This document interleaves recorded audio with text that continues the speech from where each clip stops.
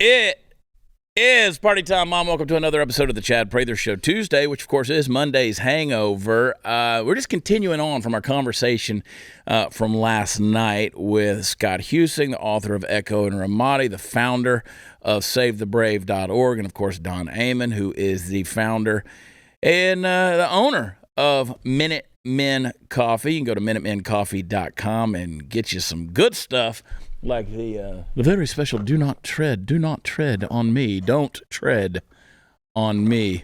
You got some incredible brands on that. We'll talk some more about that. The Puppet Master Mark and Super Chris Cruz. Chris isn't in here, is he? He ducked out on us. He's back in Israel. And let's love Brandon. Look at, can you go back to that shot right there of you guys? You can barely see Herbert the silent deer. We used to talk about Herbert all the time. He's still there. Herbert's the one cast member that's been here the whole time. Well, me and you, Mark, we don't count. We have to be here, but Herbert's been here. Party Foul Steve's gone. Hot News Natalie's gone. Lisa Page is gone. Candace is gone. And it's just crazy around here. Anyway, guys, here's what I want to talk about.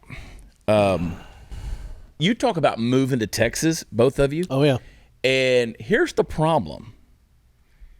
We could very well have Robert Francis Beto O'Rourke as the next governor here. It could happen. I did an interview the other day with Texas Scorecard, and they said, do you think he could win? I was like, absolutely he can win. And the scary part is he's kind of like a carcinoma, just keeps popping up in different spots on your skin, right? He's just not good. He's a tumor. And he brings nothing to the table. But they're going to pour so much money into this campaign. Like when he ran in 2018 against Ted Cruz for that Senate seat, they spent, $90 million on that campaign. That's a lot of money. I mean, that's the GDP of some small countries right there.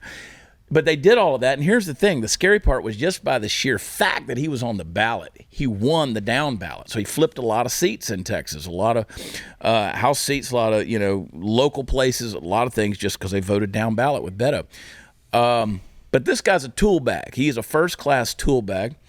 I'm not a huge fan of Greg Abbott, that's for sure, because he's a big government World Economic Forum shill, if you ask me. That's why I ran against the guy, and we still have emergency declarations here in place. New York City's lifted their emergency declarations. Texas can still shut you down, can still shut your business down, can still make you so where you can't go to work, can't go to weddings, can't go to funerals. So New York, Governor Kathy Hochul in New York lifted those sanctions, whereas Texas still has them in place. That's the effects of Greg Abbott and this big government dynasty that's happening here in the ilk of the Bushes. But it's bad. So there's a lot of people fed up with it, and there's a lot of blue here. Greg Abbott threw the door open in Texas, invited California here in the form of Silicon Valley and the media platforms, particularly Facebook, and Yahoo, Amazon's here, Tesla we know is here, various other corporations and companies have come in here, and they brought with them their ideologies, they brought their bureaucracy, they brought their people, they brought their politics, and they've driven our housing prices up through the roof, they've driven our property taxes up through the roof, and there's nothing there to put them in check. So I just say, guys, be careful if you come here. You might be coming to a purple state. I don't know. But let me just show you what a douchebag Robert Francis is. He put out a video on social media just the other day where he wanted to invite you to a little jog with him. Play the clip. Hey, we're inviting you to join me for a run bright and early in Corpus Christi. All are welcome. We're looking forward to seeing you out. Oh, my God. What's he doing? I mean, you got to be kidding me. Throw on a pinpoint Oxford, take a little jog. What's he running from? I mean, what's he running to? What are you late for? Yeah. I mean, where are you trying to get to, bro? But this is everything is and the weird progressive left, I mean, they'll go for that. They're like, oh yeah, of course, this is great. This is fantastic. And I mean, somebody said it's a good idea. Just take off running. We'll film you. That's the guy that needs to get beat. Yeah. I mean, he always looks sweaty and stinky anyway. Right. And he's always wearing the blue shirt. Like when I was at University of Georgia, when I was a freshman at the University of Georgia, I took a psychology class, and the professor every day wore same color khaki pants and the same color blue shirt. So he dressed the same. I'm sure it was some kind of psychological experiment, but he wore the exact same, couldn't have been the same clothes, but he wore the same thing every day. That's the way O'Rourke is in this deal. So he wants you to go for a run. Can we play it one more time? Because I want everybody to hear the messaging. It's just funny to me. Play it. Hey, we're inviting you to join me for a run bright and early in Corpus Christi. All are welcome. We're looking forward to seeing you out. That big toothy smile, at the very beginning. I keep thinking I hear Jenny in the back. Run, Forrest, run. Run, Forrest. Run. Yeah. Oh, my God. Just keep them running, man. Keep them running. Keep them running. I want to see the second follow-up segment of that, of who actually came out and ran with him.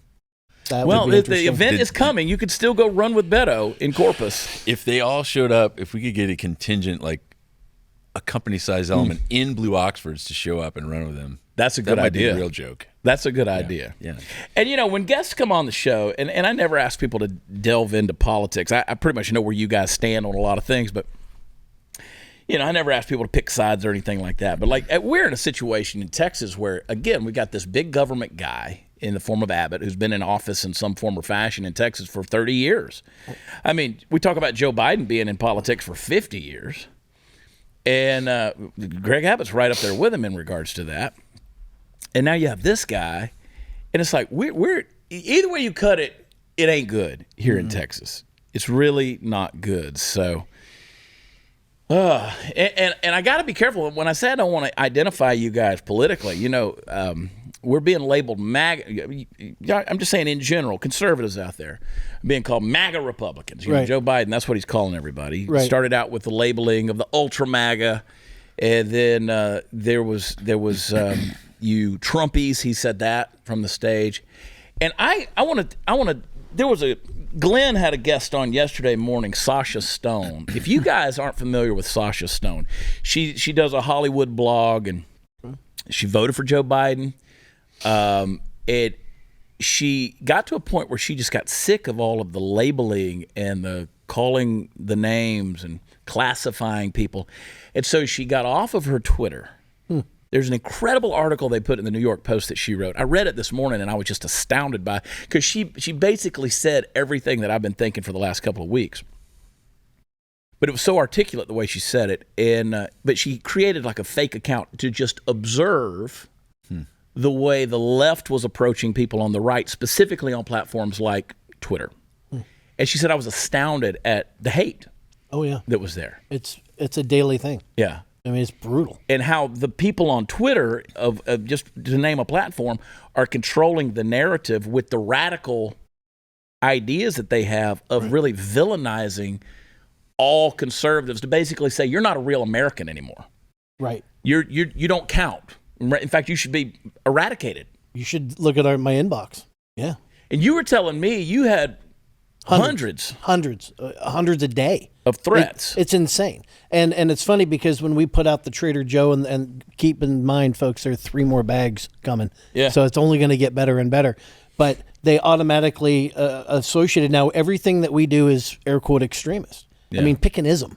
And we're it, and everything. The whole point of what we're doing is just to prove that the insane mental side of that everything there on that one bag is politically incorrect. Sure, but it's factually accurate. You can't deny the fact that he left 13 of our Marines in Afghanistan when they were pulling out. I mean, you can't deny that, and you can't deny the kids in the cages or everything that was wrong. If Trump would have had some crazy stuff out there, we probably would have put it on a bag too. But the fact is, every time this guy opens his mouth, it just gives us content. I'm just waiting for the vast majority of the voting populace to really wake up. And I don't know how much money you have to throw at a candidate or a person where the average voting citizen, the blue collar guy or woman, doesn't sniff that guy out and know he's an imposter. Right. When you're even teasing it's like the guy that run coming up, I mean, that's the real thing. Well, and that's the point that Sasha made in that New York Post article, because the title of the article, and it's an op-ed piece, is "This is the moment I gave up on Joe Biden." And it was when he was given that blood red background in front of Independence Hall in Philadelphia. And it's a powerful argument because here's a person who considers herself politically left, right? Politically liberal. But she just said, I can't. She said, let me just give you a little piece of this. She said, Joe Biden emerged from his speech this month on the continued battle for the soul of our nation like a squalling infant birthed from the loins of blue-check Twitter, bathed in the blood-red light of militant fascism. He was finally their guy. Gone was the empathy guy. Gone was the unity guy. Gone was the moderate guy. Be mean, Joe. Get them, Joe. Get tough, Joe. Tell them their participation in democracy is a threat to democracy. Wow. I mean, that's coming from a liberal. Wow. And her whole point was, she said, it's going to take people voting it out. You got to vote that extremism out.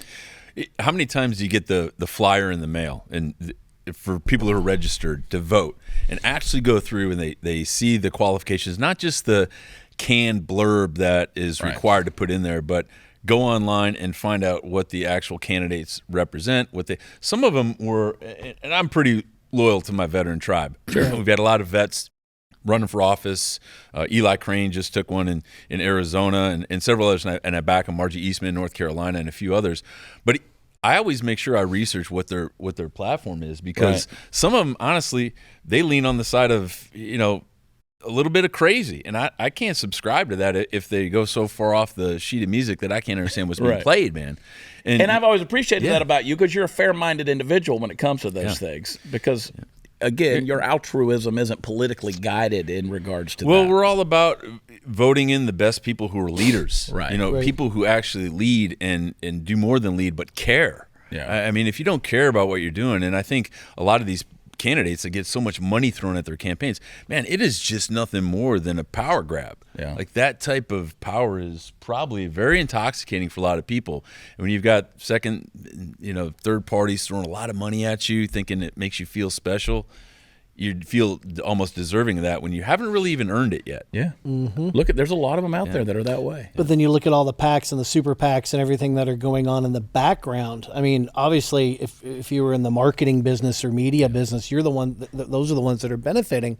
But when you look at in the background on the control that they have, it's all about control. It's all about the power, and it's all about controlling that narrative. And like I was saying on the other show was, for the first time, we now have beta males that have the power to silence us in one way or another, because social media is where we all mainly communicate. Yeah. And so now they have that power, and they're it's like a bloodlust. It's like they're hungry for that, but it's so much they don't know what to do with it. Yeah. And so it's like that kid on his first hit of Adderall, and he's just bouncing off the walls. I mean, again, I digress, but it's. Didn't they? It wasn't there a movement. I'm on social media, and I think you educated me.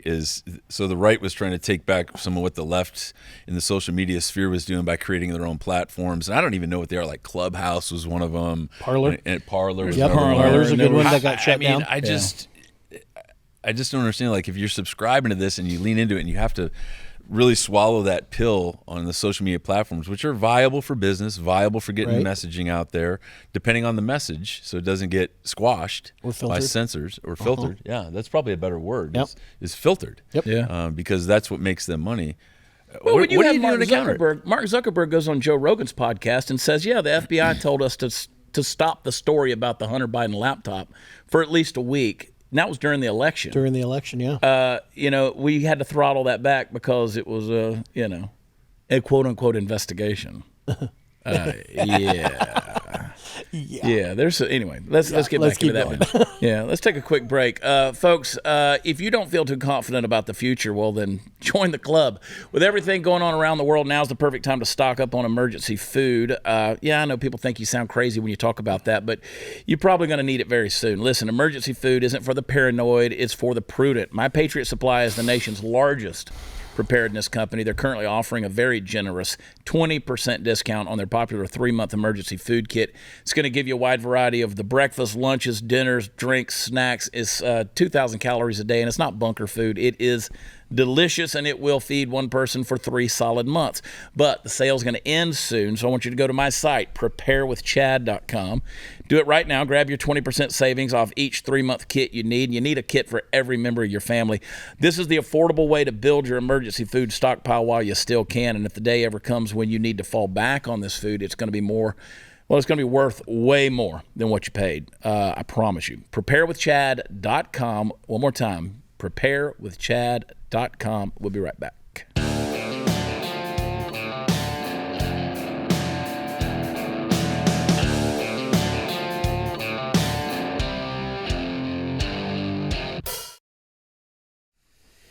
All right, so I have these characters over the years that I've done on social media as well as here on the Blaze, Triggered to Bows and Tad Papafopoulos and Uncle Larry and all these different characters. I came up with a new one the other day, and this was with the story about Ron DeSantis sending the 48 illegal migrants to Martha's Vineyard. This has just been the best news story of the week, and over the weekend, I just absolutely loved it. So I haven't named this character yet, but I think he's going to stick around. And we have the clip. If you missed it, play it, Chris. Olos legeres, olos quireres sahobiski. Pardon me, I'm brushing up for Venezuelan story time at the Martha's Vineyard Library with the children tomorrow. I've selected a fitting tome by Theodore Giesel. So you've all heard by now that the rapscallion Ron DeSantis, that governor of Florida, has flown 50 illegal migrants, desperate refugees, humanity into Martha's Vineyard. Just a few short days ago, the island is simply a tizzy over it as they try to find a way to house and clothe and feed and aid and comfort these 50 filthy individuals. What is a poor community of billionaires to do, I tell you? Muffy, as we speak, is calling the stationers to change the invitations to her ugly Christmas sweater party to say, Feliz Navidad, so compassionate. All these Stepford wives, until the federal funding gets voted on in Congress, I'm starting a GoFundMe for the victims of the Martha's Vineyard invasion. I'm sure celebrities will flock. Vogue will want to do a photo shoot with the mayor. When shall we plan the U2 concert? Is Ben Stiller available? Muffy, get Ben Stiller's agent on the phone. Change your profile pictures to Martha's Vineyard's flag. The Martha's Vineyard, the elites now have poor browns running amok in the streets, I tell you. I'm sure the shrubbery and the lawns will look immaculate. What is the kids are doing these days? Pound Martha's Vineyard strong. I'm sure there will be ticks and there will be tots. How humiliating. Oh, dear God. Oh, dear God. What in the name of Teddy Kennedy's ghost? Get off my lawn. Sir. Get off my... Muffy, I have a derringer. Muffy, call the constable. Get him on the phone. They're in the yard, Muffy. Right after I did that video and posted it, I looked, hey, by God, they had a GoFundMe. They did. They raised like 40 grand. Yeah. To help raise money for these 48 illegals that were in Martha's Vineyard. And, wow. It was fun to watch because, again, Ron DeSantis, who, again, they're calling him a human trafficker. They're calling him, all these different things. And it's like, what they don't realize, if you go to McAllen, Texas, go to the airport. I've been there. I've seen it. I've got pictures of it. You've got hundreds of folks that are there with brown manila envelopes that in English taped outside of the envelope says, I can't speak English, help me get to the right gate, right? Inside there's a plane ticket, there's all these things. There's paperwork where they can go wherever they want to go in the country. We've been flying illegals all over the country for a couple of years now. I mean, Biden's been doing it 2-3 o'clock in the morning, these flights in the middle of the night. And so everybody says, oh, well, you can't transport illegals across state lines, and Ron DeSantis and Greg Abbott are doing that. And they're, listen, as a whole, it's not a good plan because you're pushing illegals further into the interior of the country when they need to be going back across the border and coming in the right way. But boy, the troll aspect of this one was fantastic because, these people were like, well, they can't stay here. We're not a sanctuary city. We're not Texas. We're not a border town. We don't have the infrastructure to be able to handle this. 48, mind you, 48. Forget the fact that 205 are coming across the border every single day. in Eagle Pass and Valverde, Texas. And so, they didn't know what to do with it. So everybody's like, oh, they were so warm and welcoming. They gave them, they opened up their doors and they brought, rotisserie, and they gave them Pop-Tarts. And then they put them on a bus and kicked their asses out and sent them over to the military base in Cape Cod. In less than 24 hours. In less than 24 hours. Yeah. So, they didn't stick around very long in regards to that. NBC News had a tweet that contained a quote that compared migrants that were sent to Martha's Vineyard to trash in an attempt to criticize Ron DeSantis. This was from Max Leffold, who's a Venezuelan-American and immigrant activist. He said, it's like me taking my trash out and just driving to different areas where I live and just throwing my trash there. That didn't go over well. No. That did not go over well. And so he caught a lot of hell for that, obviously. It was a bad deal. So this is crazy. It says, others went so far as to accuse Ron DeSantis of human trafficking, but his defenders pointed out that President Joe Biden, a Democrat, had also relocated migrants to various cities in the United States to alleviate the growing migrant crisis. And we already know that, Eric Adams, who's the mayor of New York, has said, well, we're not going to do that. Kathy Hochul has said, we're going to start busing Republicans to Florida. They're sending more and more. Greg Abbott, the governor of Texas, is, Greg Abbott's got to be pissed off because he keeps getting one-upped by DeSantis. And so, but he is sending buses to New York City and to Kamala Harris's house. That was awesome. Yeah, I saw that the other day. They actually did. They dropped off a whole busload in front of Kamala's house, or whatever she calls herself. Well, she went on Face the Nation last Sunday morning saying the border is secure. Yeah. She said the border is secure. With a straight face. With a straight face. Well, she's an idiot. Yeah, well. And there's been enough fentanyl that's crossed our southern border in the last 12 months that's enough to kill 2.8 billion people. Mm-hmm. At least now they're having the conversation that fentanyl should be named a weapon of mass destruction. It is. I mean, right. And you know what? Joe Biden, to my knowledge, has yet to mention the word fentanyl. No. I don't think he said a single thing about it. Where was we had the COVID death tickers that were constantly on the mainstream media, on the news sites, constantly telling you how many Americans had died from COVID. Where's the ticker for fentanyl? That's what I want to know. It's a bad deal. Bad deal. So, yeah, the GoFundMe campaign launched for Martha's Vineyard migrants because, again, they couldn't afford to, take care of them there on Martha's Vineyard. Who started that? I need the syllabus for a GoFundMe account. Yeah, and the GoFundMe. What has raised thousands of dollars for the Venezuelan immigrants placed on the island, the account which was organized by Sarah Goulet. Sarah Goulet. I love Sarah. She's a gorgeous girl. She comes from a long line of Goulets here on the island. Will donate all proceeds towards the Martha's Vineyard Community Foundation. So, in other words, the Martha's Vineyard Community Foundation is what?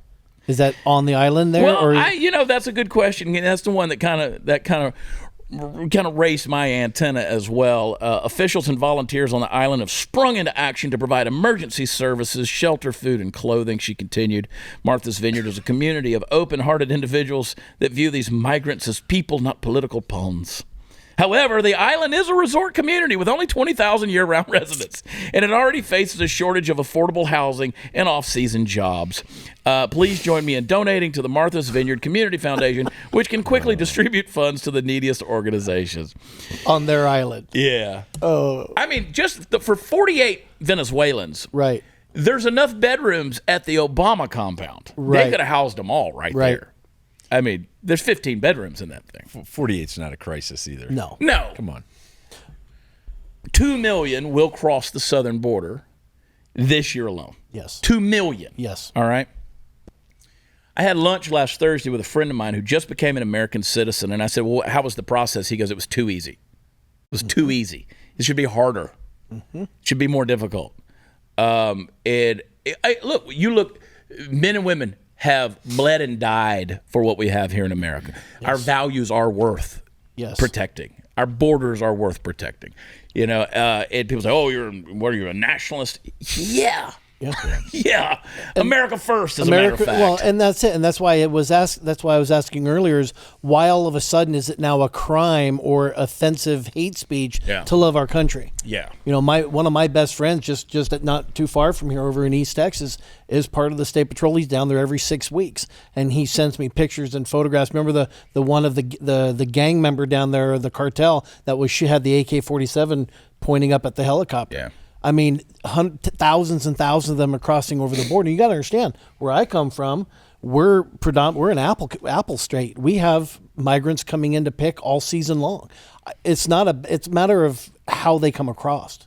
It is one of the easiest process.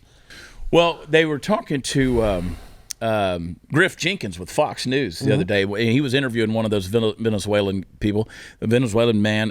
And again, you got to remember, they're coming out of Venezuela, they've been eating a family pet in Venezuela. Yeah. These people are desperate, so I appreciate the humanity of it and the humanitarian crisis that's there. But he said, the guy he was interviewing, he said, no, the border's open. We didn't have a hard time coming. We came here. He literally said, we came here illegally.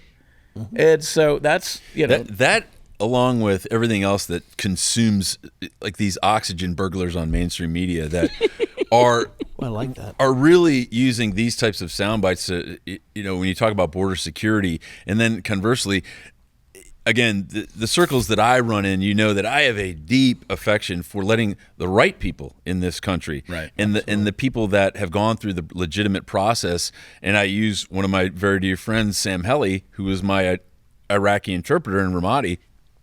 That guy waited 3 years for sponsorship, for him to come over, and now he's not only an American citizen. I went to Tampa and flew down to see him raise his right hand and say the Pledge of Allegiance for the first time when it really mattered. Yeah, and now he's married, he's got a kid. And oh, by the way, the day after this guy swears his allegiance to this country, he asked me, he goes, Sir, I want to go to the recruiter. He wanted to go the next day and sign up. Well, it took a little bit longer than that, but I'm proud to say he is a Navy Reserve officer in the cybersecurity realm. Wow. So he's now serving his country, but he fought alongside of us. And it goes back to, the failed withdrawal of Afghanistan and all these things about getting the interpreters and people that fought alongside of us, people that really put some skin in the game. Yeah. And again, I agree with you. The humanity and the misery that these people endure, but there's a process in this country. And if the people in Martha's Vineyard who have a flag, I wouldn't know Martha's Vineyard flag if you snapped me in the face with it. I changed my profile picture for 3 days. Do they really have a flag? They have a flag. Oh, good Lord. And by the way, Martha's Vineyard actually had an unsuccessful secession attempt years ago. They tried to secede from the United States. A lot of history there on the island, my friend. Yeah, that's 20 something hotel rooms. They couldn't put these people up. They jam them back in a bus. And I've slept on plenty of buses, as you have. Yeah, of course. It's not fun, Of So course. may not be on my top 10 vacation spots anymore. All right, hang tight. Hey, if there was ever a story that best encapsulated how bad crime has become, it's the one about those Starbucks, the baristas that they gave them active shooter training because the cities aren't safe anymore. But while the Supreme Court has made it easier for you to conceal carry for protection, it's your responsibility to be properly trained. That's why I endorse iTarget Pro. It's a system that allows you to dry fire practice with your actual firearm anytime in the safety and privacy of your own home. You don't have to go to the range. You can save a ton on ammo. Just download iTarget's proprietary app. You load the laser bullet. That sounds cool. Into your firearm and start the training experience. Improve muscle memory, reaction speed, sight alignment, trigger control, and a whole lot more. iTarget Pro comes in all the major calibers, including .223, so you can stay sharp with pretty much any firearm you own. Plus, you'll save 10% and free shipping when you use offer code CHAD. I spell it Chad. When you go to itargetpro.com right now, it's the smartest investment in your ability to safely and effectively handle your firearm. Plus, it'll pay for itself immediately. That's the letter I, targetpro.com. The promo code is Chad, itargetpro.com. We'll be right back.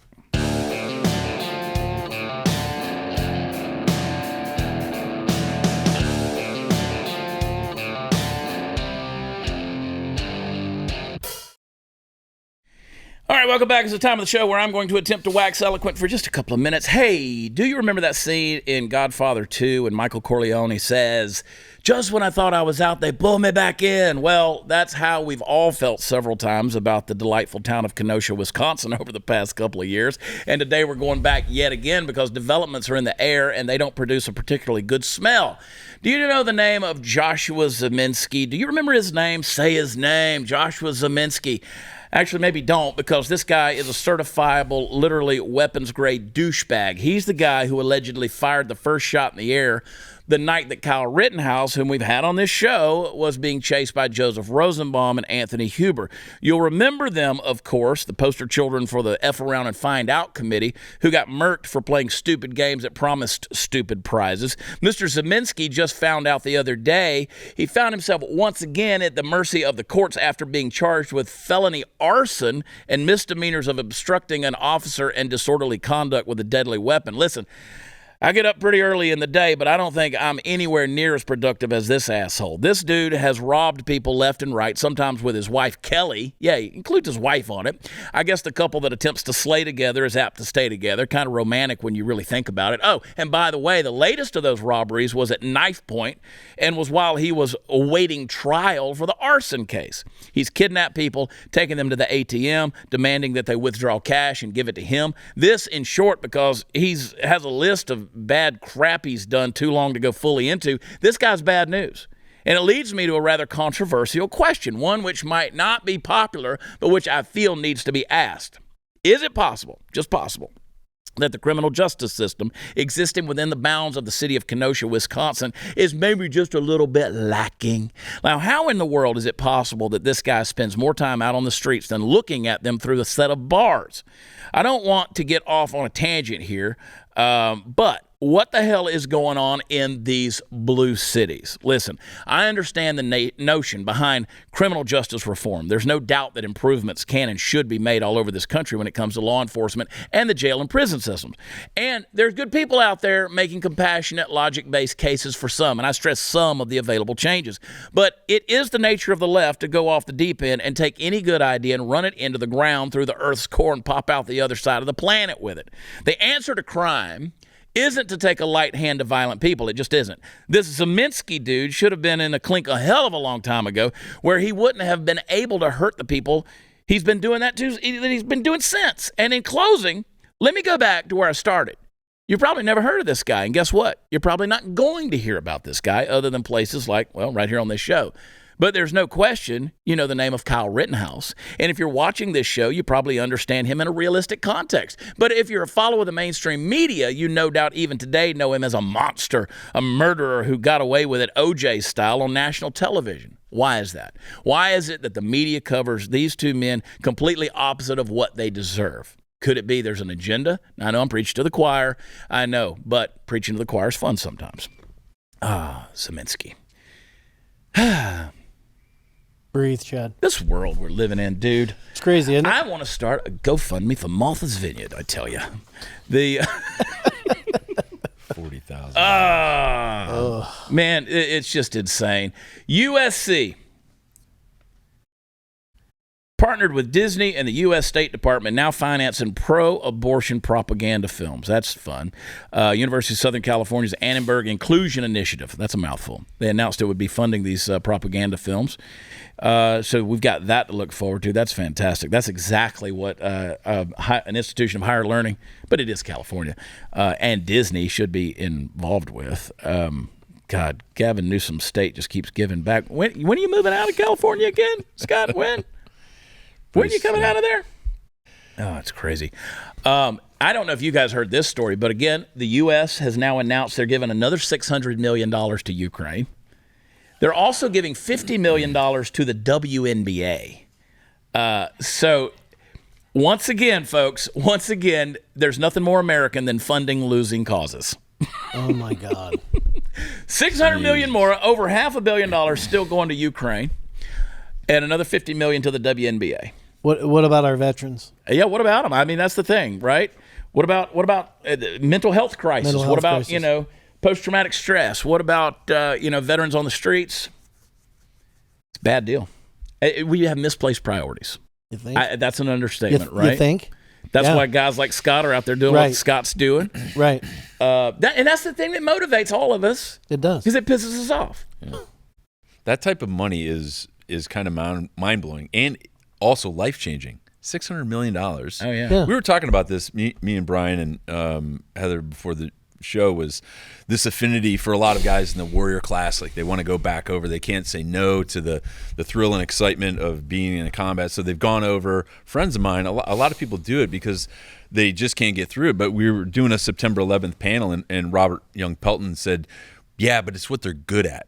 And I get that. You go back over, but the amount of resources that they're dumping in there, when you've got hundreds of thousands, millions of veterans struggling to battle the broken VA system, and also even guys like me that have done well, but the entitlements that I've earned over a 24-year career, my pension, all these things that don't keep up with the cost of inflation and the cost of living. Paying $7 a gallon for gas in California, you're darn right I want to move to Texas. You know, and when I come down to Texas and I hear Texans complaining about gas prices, that's an indication of things need to change. But that type of money, you're right, the priorities are so out of whack, man. I can't wrap my head around it. Dude, I don't even need $600 million. You give me the $50 million that went to the girls in the basketball league. You'll never see my white ass ever again. I didn't even know the WNBA was still working. I didn't either. Yeah, no, I heard something about it. You couldn't pay me to go to one of those games. Yeah. I mean, what's the point? What is the point? Anyway, but that's the misplaced priorities that we have here in this country, and after a while, it just starts to just piss you off. I mean, look at this. Patagonia, private company, they could do whatever they want to do with their money, right? You know, Patagonia's that's that outdoor apparel maker, and for healthy people, I guess, like you, Scott. Me and Don aren't healthy. I was going to say, you and I aren't healthy. We're not healthy, dude. Scott's like over here rocking this whole marine body and crap. It's like, jeez. Listen, when I think of a naked man, and I do, it's Scott Huesing. I don't know him well enough yet. You will, dude. It gets in your head. It's all family. It's like just all family. Right. Ooh, just drills in the mind. Looking forward to that. But Patagonia, they're giving away $3 billion stake in a company to fight climate change, because you want to talk about pissing your money away. It's called a self-imposed Earth tax. Wow, I didn't know there was that much money in T-shirts. We're doing it wrong. We got to talk to those guys, figure out how to do it right. Wow. I mean, they're going to give $3 billion to help change the weather. That's with a B. Billion. Billion.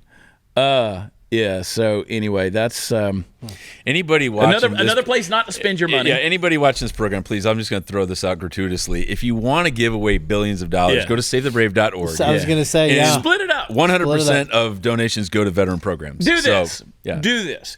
Go to minutemencoffee.com. Buy $1 billion in a coffee company. There you go. And use promo code Chad right when you do it. You'd save $500 million. You'll save 15% on that billion.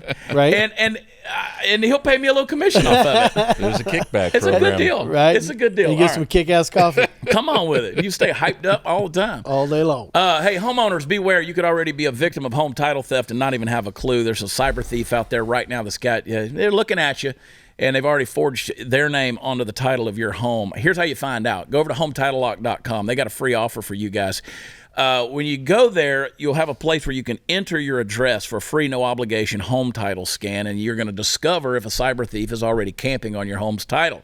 The title to your home is the only document that proves you own it. Once he forges his name on the title, he can take out loans on your home, even forge your name stating that he's the new owner. So make sure your title is clean, and then make sure that you sign up with them and save by using promo code RADIO at HometitleLock.com. Enter your address, get the free no obligation home title scan. That's by itself is a $100 value. But again, go to HometitleLock.com, sign up. They will protect you. Your insurance company will not. Your mortgage company will not. Your identity theft services will not.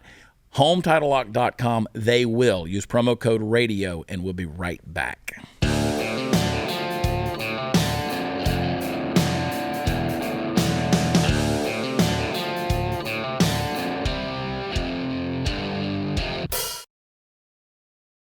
Ah, boy, oh boy. Let's talk about Joe Biden. So Joe was they did the interview with Joe the other day, and mean, Joe just can't get out of his own way. Can you play the little clip? Let's go down the line here, Mark. Let's play the one about Hunter first. Mr. President, if you run again, Republicans are most likely to go after your son, Hunter, once again. And I wonder what you would like to say about your son and whether any of his troubles have caused conflicts for you or for the United States. I love my son, number one. He fought an addiction problem. He overcame it. He wrote about it. And no, there's not a single thing that I've observed at all that would affect me or the United States relative to my son, Hunter. Yeah, well, I'd say some of those weird videos on the laptop of him getting a foot job is kind of concerning, but whatever. I'm like, again, why did the FBI shut it down? Why couldn't we talk about it? I mean, you would get a ban on social media, right? You would get a ban on social media for talking about Hunter's laptop back during the election. You couldn't even bring it up. So I'd say it's a little bit of an effect. Now, Joe, you know, my father, before he passed, the last couple of years of his life, he had dementia. You can see the signs.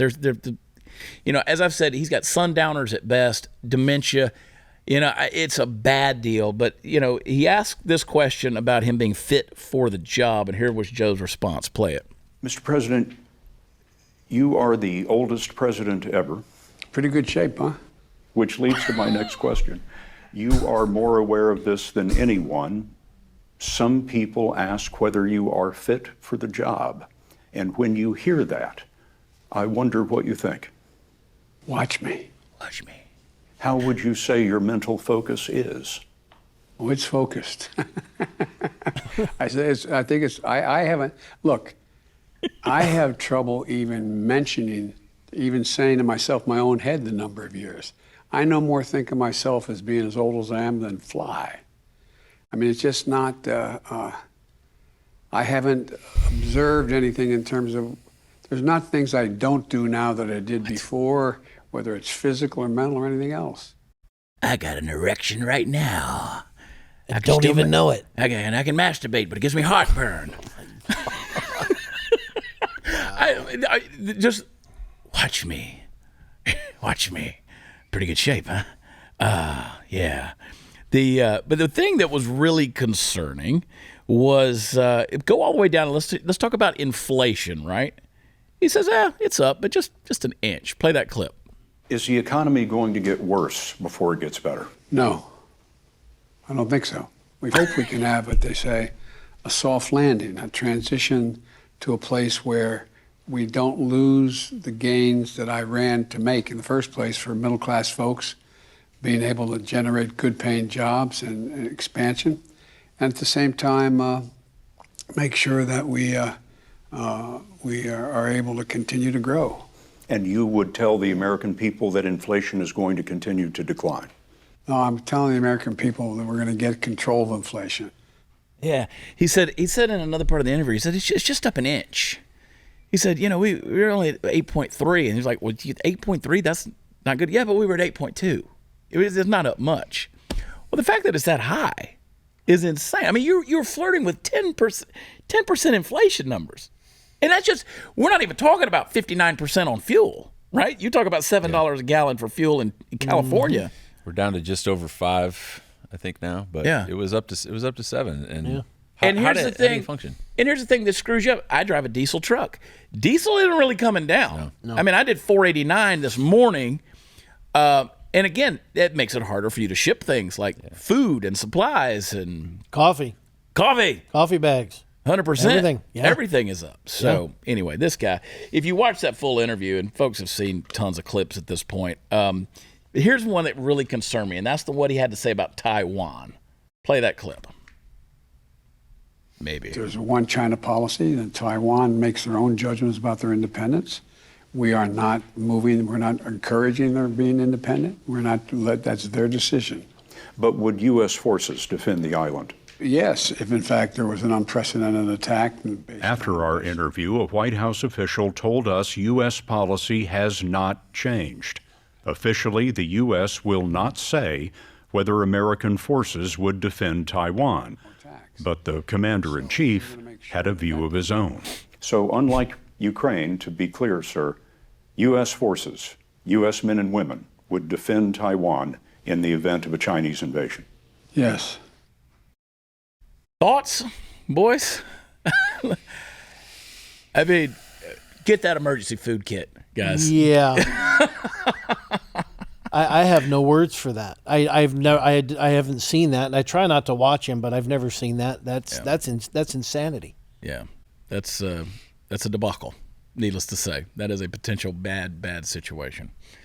We'll see what happens. I mean, we've got a couple more years of this.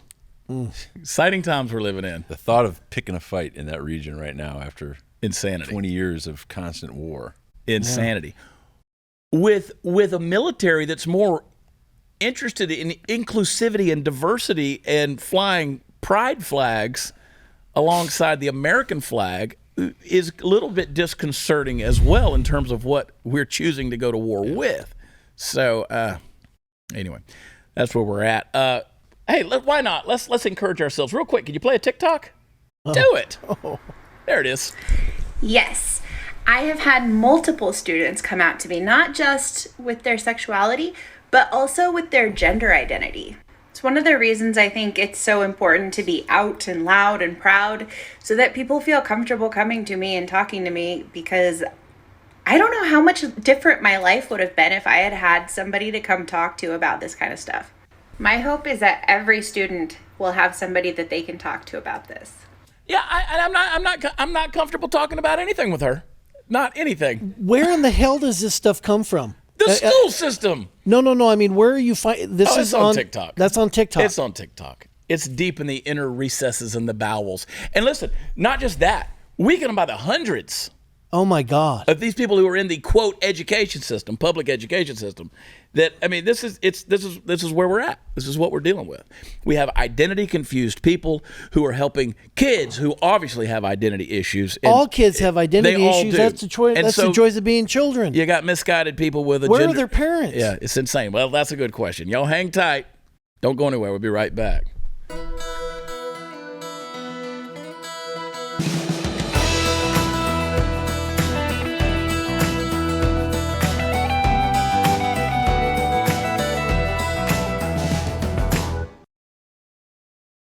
All right, folks, I want to say thank you once again to our special guest, my good friend Scott Huesing. He's the author of Echo in Ramadi. You need to get that book where books are sold.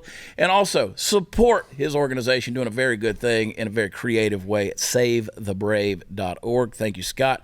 And my good buddy Don Aman down there looking handsome with that fresh beard. Ooh, looking good. TV's good for you, buddy. Yeah, bringing sexy back, huh? Bringing it on. Bring it on. MinutemenCoffee.com. If you go there and stock up, because you're going to need plenty of coffee in the bunker, use promo code CHAD and save, and show him some support. Parallel economy. God bless America. Constitutional folks, man, and I appreciate that. And by the way, coffee's good for your morning constitutional. Keeps you loosey-goosey. Yeah, buddy. It's fantastic. You want that. Pipes are clean. WatchChad.com. That's where all the fun stuff is. Come and check us out Friday night, Fredericksburg, Texas. Get tickets if they're still available. And Godly, Texas, October 1st. BlazeTV.com/Chad. Use promo code Chad and save. We'll see you tomorrow, Wednesday night. We love you. God bless you. Talk to you then. Bye.